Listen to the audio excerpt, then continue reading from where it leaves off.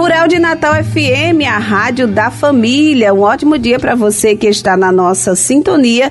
Estamos chegando com o programa Aprendendo com a Igreja na manhã deste domingo, 27 de abril de 2025. Eu sou Luísa Gualberto e vou ficar com você nessa próxima hora, neste domingo, Domingo da Misericórdia. E hoje no nosso programa vamos falar sobre esse momento em que a nossa Igreja Católica vivencia após a partida do Papa Francisco. E para refletir conosco, recebemos aqui o Padre Iago Carvalho, que é o coordenador da Comissão de Liturgia e Sacramentos da Arquidiocese de Natal. Padre Iago já é cadeira cativa, né? Aqui no nosso programa. Seja bem-vindo mais uma vez. Bom dia, Luísa. Bom dia, ouvintes da 91.9 FM, a Rádio Rural, a Rádio da Família. Como eu costumo sempre dizer, para mim é uma alegria estar aqui na oportunidade de temas tão relevantes para a vida da igreja. E eu pensava de estar aqui somente por ocasião do Natal, de Pentecostes, Corpus Christi, não nesta ocasião para refletirmos o que estamos para vivenciar e, na verdade, já vivenciamos. Sem dúvidas. E agora é um momento, assim, único, né, que a nossa Igreja Católica vivencia, né, o encerramento do papado de Francisco e a expectativa, esse momento da esperança, não é, de eleição de um novo representante da nossa Igreja Católica. Ontem, sábado, aconteceu o sepultamento, não é, do nosso querido Papa Francisco, e agora a gente vive esse momento de expectativa, não é, Padre Iago? Isso mesmo. E assim, o pontificado do Papa Francisco, marcado pela simplicidade, pela atenção aos marginalizados, aos pobres, mas também marcado pelo serviço, pelo desejo de servir, pelo desejo de viver a misericórdia, incompreendido por muitos, infelizmente, mas compreendido por aqueles que de fato querem viver a graça do reino de Deus. Isso. E eu queria que o senhor falasse também para a gente sobre o legado do Papa Francisco. Acho que esses dias tem se refletido muito sobre isso, não é? Qual o legado que ele deixa para nós, católicos? O Papa Francisco, dentre tantas entrevistas que ele concedeu, certa vez perguntaram a ele qual era o legado que ele queria deixar. Ele disse que não queria deixar nenhum legado no sentido de uma obra, mas queria que fosse uma causa para iniciar um processo. E de fato, o jeito de sinodalidade, de caminhar juntos, a graça de você refletir com aquele que é diferente, também o diálogo interreligioso, a questão do próprio diálogo ecumênico, o favorecimento para a paz mundial, cessar as guerras, olhar para os imigrantes, o olhar para os pobres, para os marginalizados. Foi um Papa que conseguiu dialogar com aquilo que estava além dos muros do Vaticano. A gente percebe, devido a inúmeras mensagens que aconteceram ao longo dessa semana, desde o anúncio da sua morte. O Papa Francisco, na sua simplicidade, soube transmitir com alegria, que eu acho que esse é o grande legado dele, com alegria, um grande testemunho de fé, como um homem realmente seguidor de Nosso Senhor. Ontem aconteceu o sepultamento dele, como a gente já falou aqui logo no início, né, do programa, e o que é que difere, Padre Iago, digamos assim, desse ritual para o sepultamento de um Papa, que é a autoridade máxima da Igreja? Antigamente, quando o Papa falecia, ele era levado diretamente para o Palácio Apostólico, onde era velado pela Cúria Romana, ou seja, por aqueles que tiveram a proximidade de estar trabalhando ali com ele todos os dias. Mas o Papa Francisco preferiu ser velado inicialmente na Casa Santa Marta, na capela da Casa Santa Marta, que é ali vizinho à Basílica de São Pedro, a Basílica de São Pedro, e de uma maneira muito plena, no outro dia, seguir em procissão para a Basílica de São Pedro, onde seu corpo seria velado pelos fiéis. Mais de 20 mil pessoas participaram deste momento. E, de fato, no primeiro dia, na terça-feira, a Cúria Romana teve a oportunidade de se despedir do querido Papa Francisco. O Papa, ele quis simplificar o rito. Ele dizia que o Papa é um cristão dentre os cristãos que preside a igreja na graça da caridade. Por isso que o seu caixão foi colocado de uma maneira mais baixa, mais próximo ao chão. O seu caixão era mais simples, não era revestido por 3 caixões como antigamente se fez, a exemplo, por exemplo, do Papa Bento XVI, e até mesmo o rito em si para a Conferência da Morte e tudo mais foi feito de uma maneira mais simples. Tudo isso não simplesmente para demonstrar uma simplicidade, mas para demonstrar a naturalidade que é a morte. O Papa sempre pregou que a morte era o início da vida eterna, o início da graça da eternidade. E o cardeal, o Carmelengo, fez de tudo para que fosse cumprido de fato como o Papa exigiu. Há mais de 100 anos que um Papa não era sepultado fora dos muros do Vaticano, e ele também quebra esta tradição, pedindo para ser sepultado na Basílica de Nossa Senhora, né?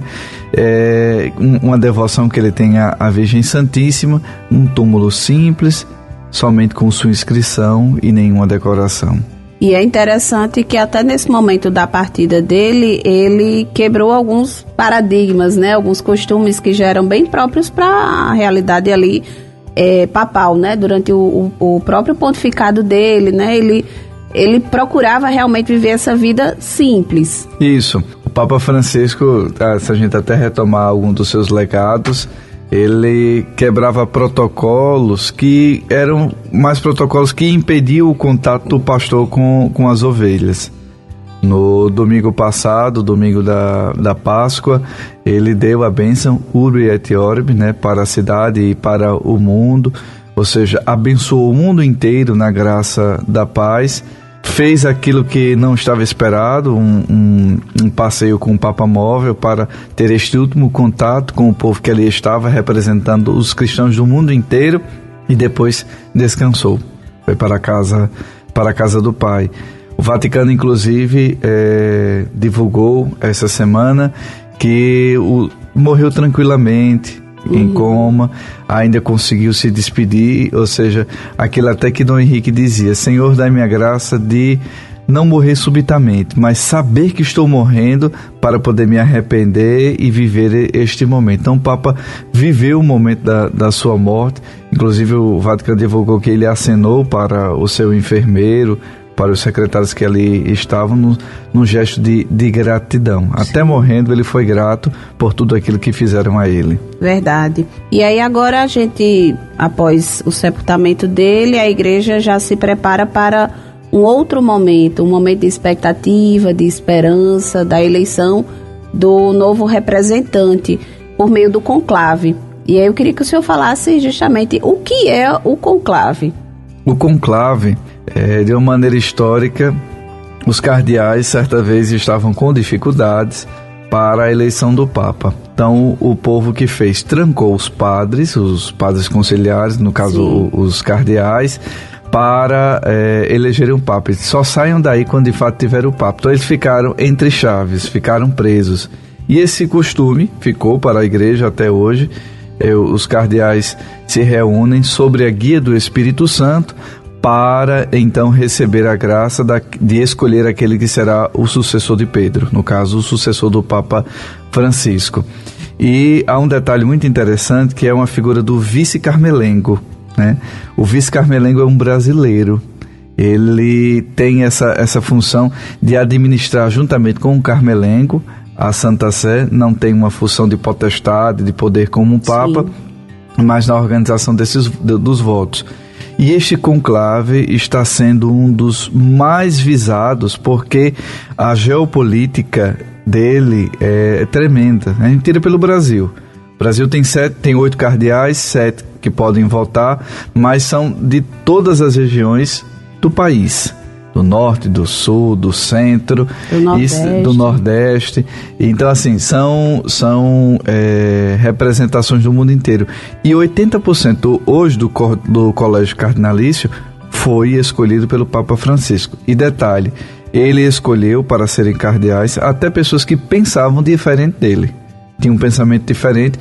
Isso é muito bonito no sentido da capacidade do diálogo. E o conclave deverá se iniciar brevemente, para, sob a guia do Espírito Santo, escolher o sucessor do Papa. O conclave só é realizado nessa situação, para a escolha de um novo Papa? Somente. Para outras situações, aí vem o sínodo, para outras mais extremas, mas de uma mudança maior, aí vem o concílio, as próprias reuniões das conferências episcopais, a semelhança da CNBB aqui no Brasil, mas o conclave é unicamente para escolher aquele que será o sucessor de Pedro. Você estava falando que aqui no Brasil são 8 cardeais, 7 votantes. E aí como é que é feito esse processo? Assim, nem todos votam? Quem está com acima de 80 anos, segundo a última Constituição aprovada pelo Papa São João Paulo II, não tem direito a voto, né? Então, Dom Raimundo Damasceno, que é arcebispo emérito de Aparecida do Norte, não tem direito a voto. Os outros 7, sim, irão votar segundo a sua consciência, mas pedindo sempre a Jesus Cristo a graça da sabedoria para escolher o novo sucessor. Nós temos cardeais bem jovens, como o cardeal de Brasília, né? Tem apenas 57 anos, bem jovem, mas também cardeais experientes, como o Dom Odilo Scherer, né? Que é o cardeal de São Paulo, e com a graça de Deus, confio plenamente nisso, eles votarão bem, são 7 votos, é o terceiro maior colégio cardinalício, né?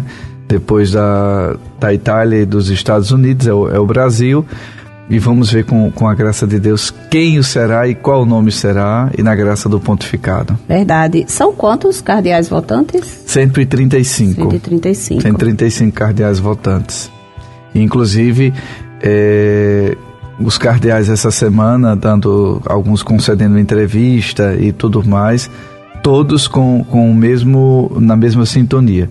O Espírito Santo haverá de nos guiar, e aquele que vai suceder o Papa Francisco, não simplesmente no sentido de continuidade, que muito nós às vezes achamos, tem que continuar, tem que ser do mesmo jeito, não sei o que, não. Cada Papa tem o seu estilo, que a Igreja realmente precisa, mas de um modo especial, na graça daquilo que Deus haverá de nos conceder. Padre Iago, o senhor continua aqui com a gente, e você que está nos acompanhando pela Rural de Natal FM, a rádio da família, vamos a um rápido intervalo, você não sai da sintonia, aqui da nossa sintonia, que a gente volta já.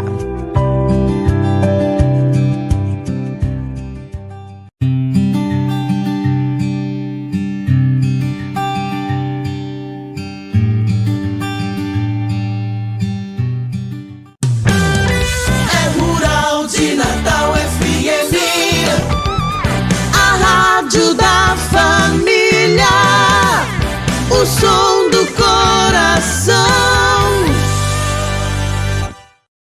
Voltamos a apresentar Aprendendo com a Igreja.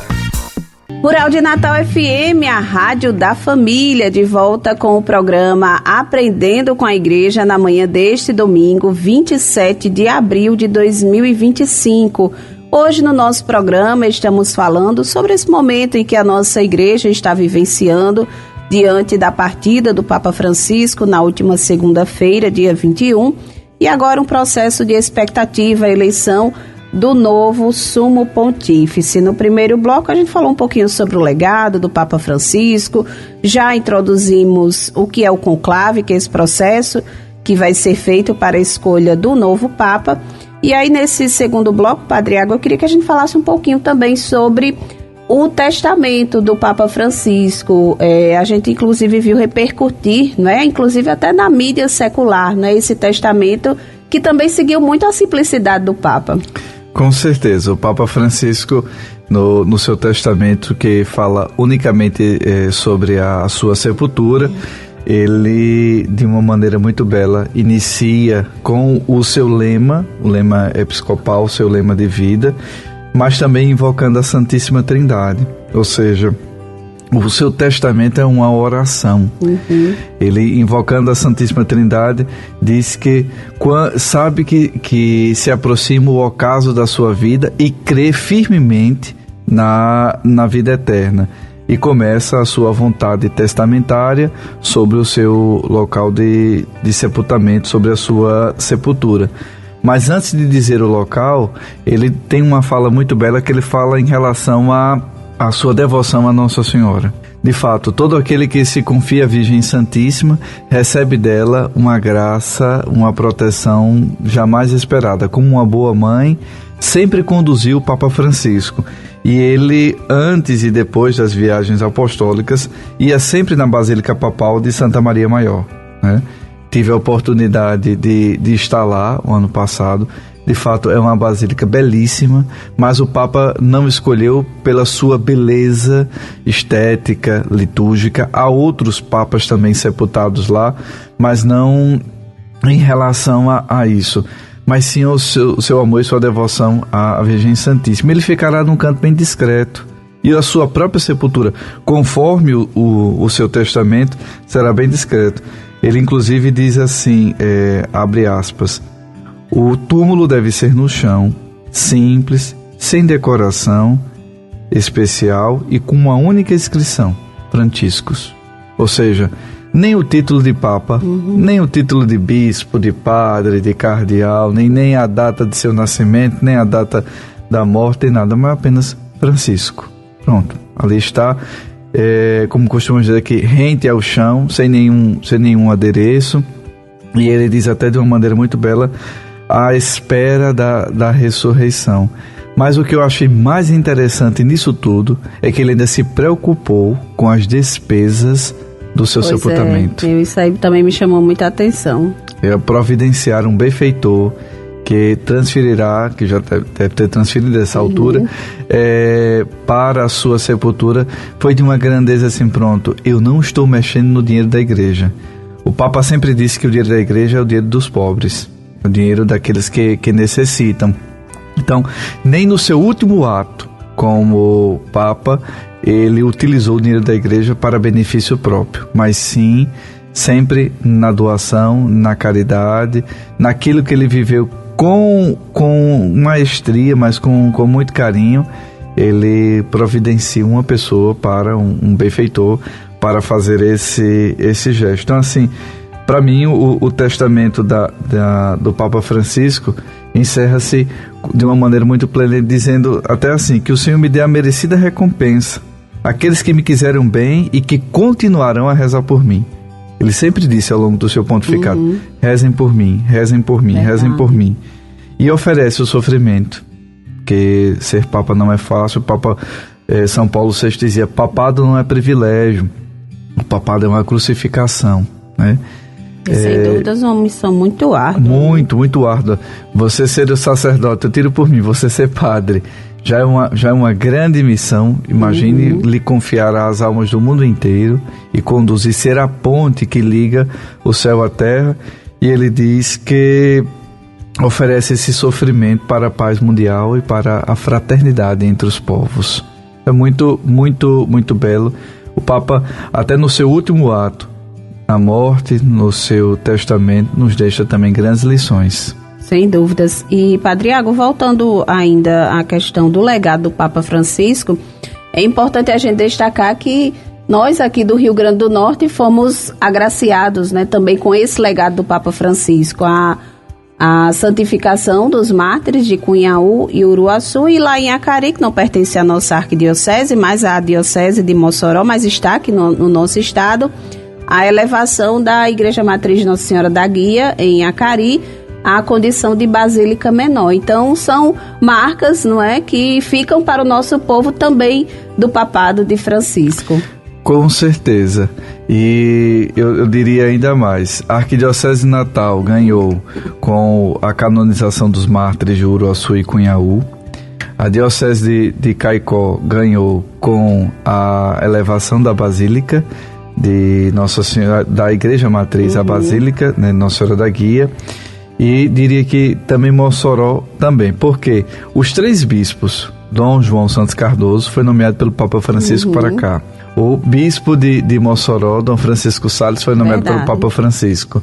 E o futuro bispo de Caicó foi nomeado também pelo Papa Francisco, o Monsenhor Antônio Randes. Então, assim, é uma graça muito grande. Dom Jaime, inclusive, fala que no dia da canonização, o Papa, que é uma coisa também do seu legado, o seu bom humor, ele dizia a Dom Jaime, olha, todos trouxeram um santo, para serem canonizados. Você trouxe 30, né?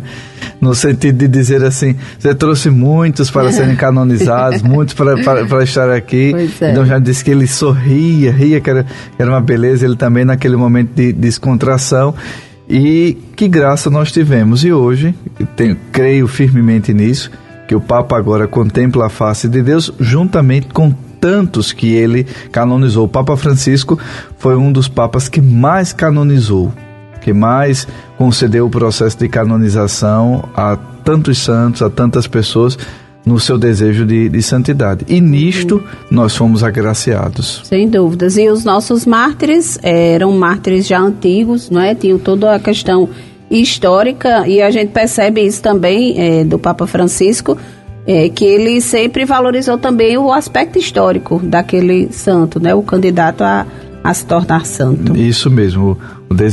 O Papa Francisco disse que o desejo de santidade deve ser até uma experiência que todo ser humano deve ter, não como uma obrigação, mas como a resposta de amor a Deus Pai. Muito bem. Então, seguindo aqui para falar sobre o conclave, que agora é esse processo que a gente fica na expectativa de eleição do novo Papa, esse processo do conclave também tem alguns rituais, não é, Padre Iago? Como é que vai funcionar, não é? Assim, a exemplo dos que já aconteceram até o momento. O conclave em si, vamos dizer assim, na sua lei orgânica, não mudou, mas seguirá de uma maneira muito plena. Os cardeais sairão em procissão para a Capela Sistina, né? Entoando cânticos de louvores a Deus de modo especial, a ladainha de todos os santos, invocando também a proteção dos santos.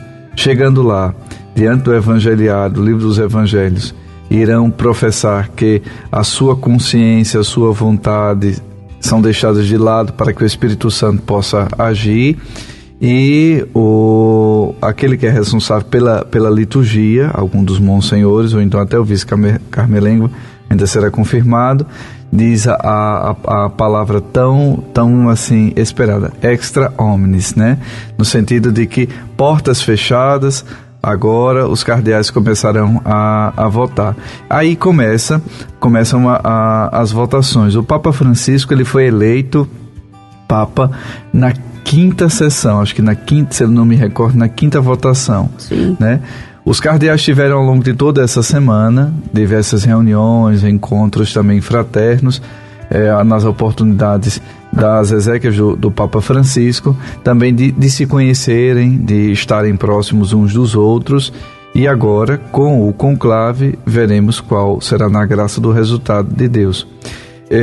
Sendo eleito, ou não sendo eleito, melhor dizendo, não sendo eleito, ou ainda por maioria, os votos que são colocados em papéis são colocados em uma espécie de chaminé, que é colocado na lateral da Basílica de São Pedro, e a fumaça sai preta, né? Ou seja, não obteve a maioria e tudo mais. Então, passa para ser uma outra sessão. Se de fato já tiver esgotado o número para aquele dia, passa-se para o outro dia. Sendo eleito, aí antes da fumaça branca, né, aquele que é eleito é perguntado se de fato ele aceita esta missão. Se ele disser que sim, que aceita, e qual o nome que ele deseja ser chamado a partir dali.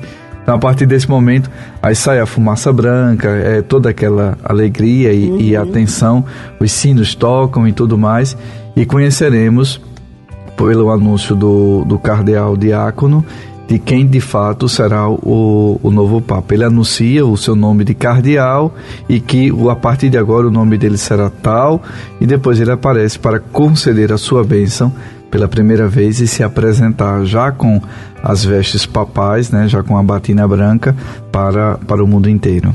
É interessante porque essa questão da fumaça acho que é algo que é bem marcante desse processo de eleição. O senhor sabe se isso já era realizado antigamente? Já sim, porque antigamente nós não tínhamos as redes sociais. Sim. Né?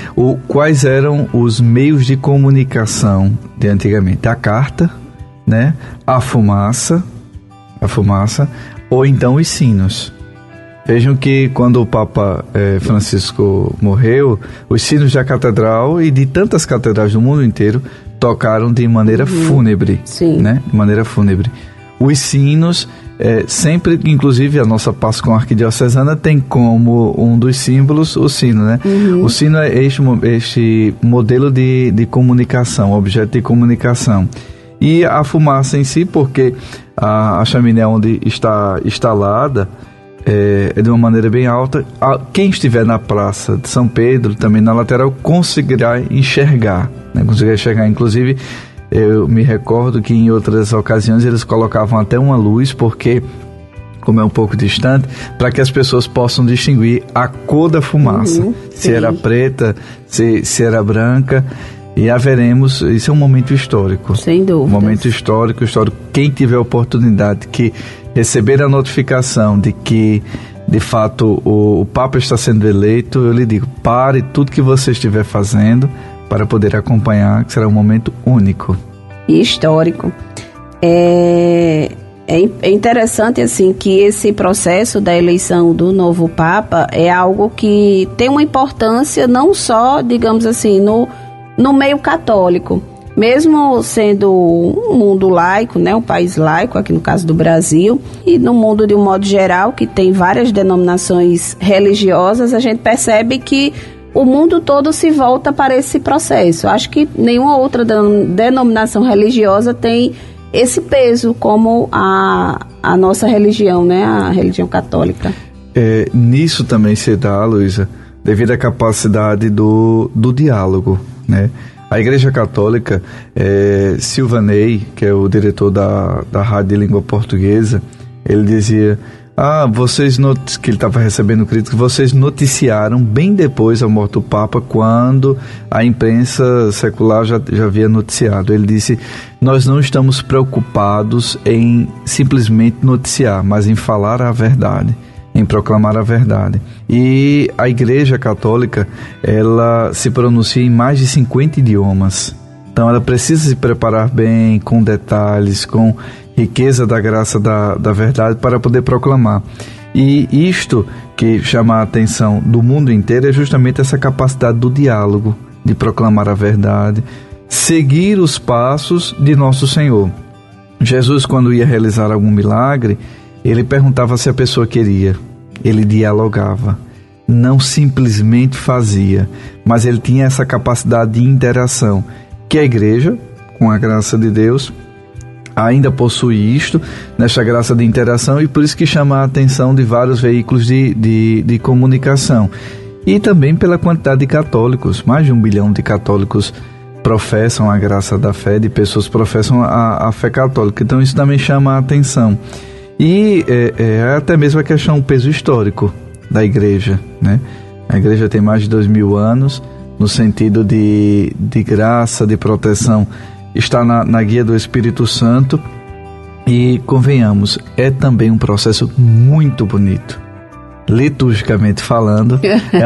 É um processo muito belo, não é uma reunião qualquer, não é feito de qualquer jeito, tem toda uma regra, tem todo um ordinário a ser seguido, tem todo um protocolo a ser vivenciado. Até mesmo para quem não professa a fé, pode admirar pelo nível de organização que é o rito funeral de um Papa, o conclave e a eleição e os primeiros passos de um pontificado. E até saindo do campo religioso, também é um processo de eleição de um chefe de Estado. Isso mesmo. Né? Então, assim, Vaticano, sempre se tem o olhar para isso. Com certeza, o Vaticano tem essa autonomia como uma monarquia absoluta, onde o Papa é aquele que detém o poder executivo, judiciário e legislativo, né, em relação aos seus membros. Não tem membros de cidadania nascidos e nem adquiridos pelo nascimento ao Vaticano, mas sim uma cidadania concedida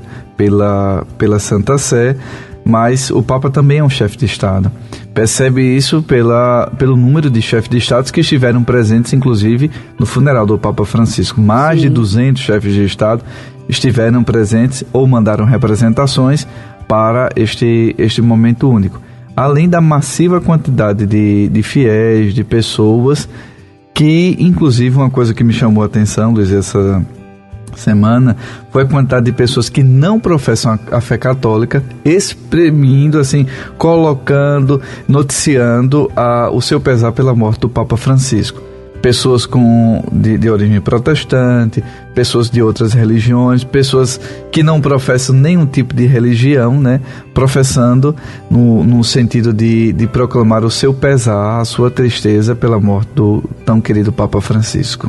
Padre Iago, o senhor continua aqui com a gente e você que nos acompanha pela sintonia da Rural de Natal FM, a rádio da família, continua com a gente porque vem aí ainda o terceiro bloco do nosso programa. E antes de ir para o intervalo, só lembrar a você que você pode ter a programação da Rural de Natal FM na palma da sua mão. Você pode baixar gratuitamente o nosso aplicativo para Android ou iOS. Só buscar aí na sua loja de aplicativos Rural de Natal FM, baixar e poder acompanhar toda a nossa programação. Vamos a um rápido intervalo e já a gente está de volta com o terceiro bloco e último do Aprendendo com a Igreja.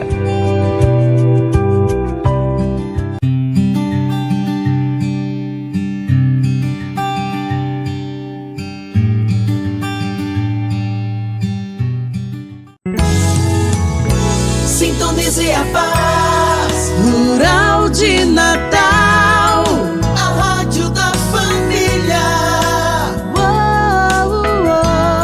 91.9. Voltamos a apresentar Aprendendo com a Igreja.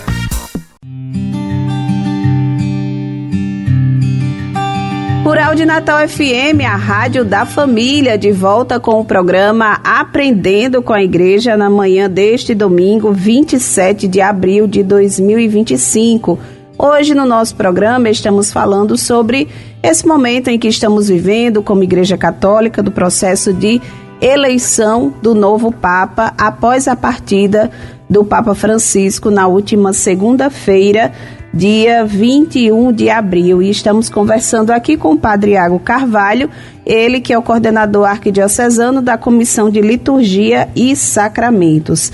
Padre Iago, a gente sabe que o Papa Francisco, ele ficou conhecido como o Papa da Reforma. Ele mudou várias coisas, né? Ele trouxe uma perspectiva, digamos assim, mais atual para situações que eram vivenciadas na Igreja Católica, e eu acho que isso também representa um pouco de desafio para a eleição do novo pontífice, não é? Porque para não eleger alguém que, digamos, retroceda, né? Mas que siga dando a sua identidade, mas avançando nessas temáticas. Me perguntavam qual seria o meu desejo para o próximo Papa. Eu disse que Deus o concedesse o coração de um bom pastor, como concedeu ao Papa Francisco.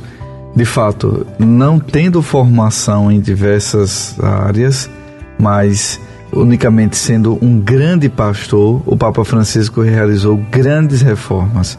Reforma na Cúria Romana, inclusive na nomeação de mulheres. Sim. Para cargos de chefia, isso, né? Para cargos de chefia, de liderança, tanto na Santa Sé como propriamente no Vaticano, mas também reformas litúrgicas, reformas também no próprio Código de Direito Canônico.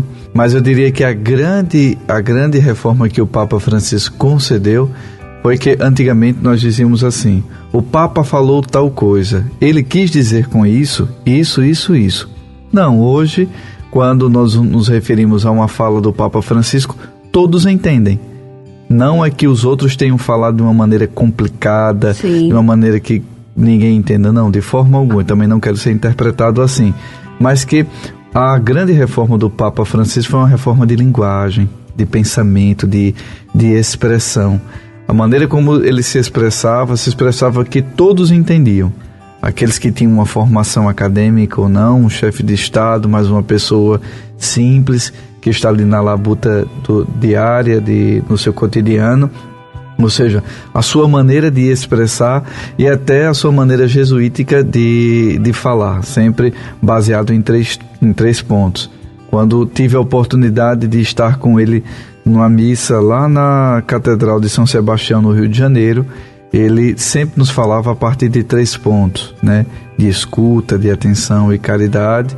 Mas para mim eu considero como uma grande reforma, a reforma do pensamento, da linguagem, da sua maneira de poder dar esse grande testemunho de fé, não somente para a comunidade católica mundial, mas também para todos. Como certa vez em uma homilia ele disse, a igreja está aí para todos, todos e todos. Verdade. E qual a sua expectativa, Padre Iago, para a eleição desse novo Papa?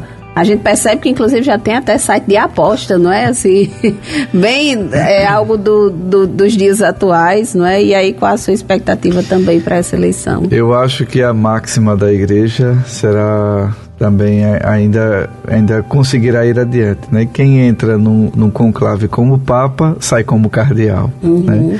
Eu confio plenamente no Espírito Santo de Deus, que nos concederá um Santo Padre, um Papa, que a Igreja necessita para dar continuidade a tantas coisas boas que o Papa Francisco iniciou, como um processo de caminhar juntos, o sínodo, o próprio jubileu, né? Isso que estamos vivenciando, né? A graça da esperança.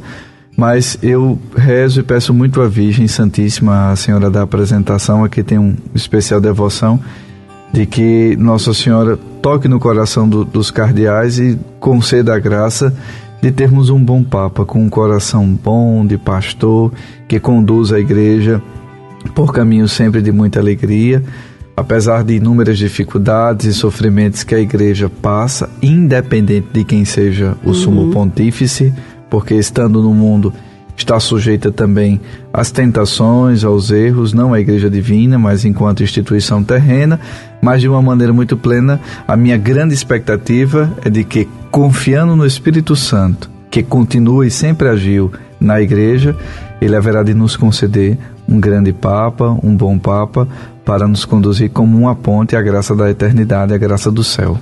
Padre Iago, e qual é a igreja, né, vamos dizer assim, que esse novo Papa vai encontrar, né? Qual o rosto da igreja que esse novo Papa vai encontrar? Ele vai encontrar uma igreja com um rosto de um diálogo muito aberto para com as outras religiões, mas encontrará também a força para encerrar o próprio ano jubilar, né? Agora esta graça do ano da esperança. Encontrará também uma igreja na sua geopolítica espalhada de uma maneira muito plena.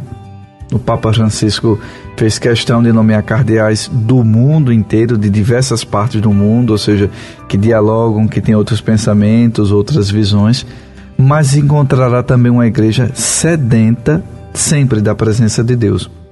O povo de Deus sempre suplica a nós, padres, bispos, cardeais e ao Papa, a bênção.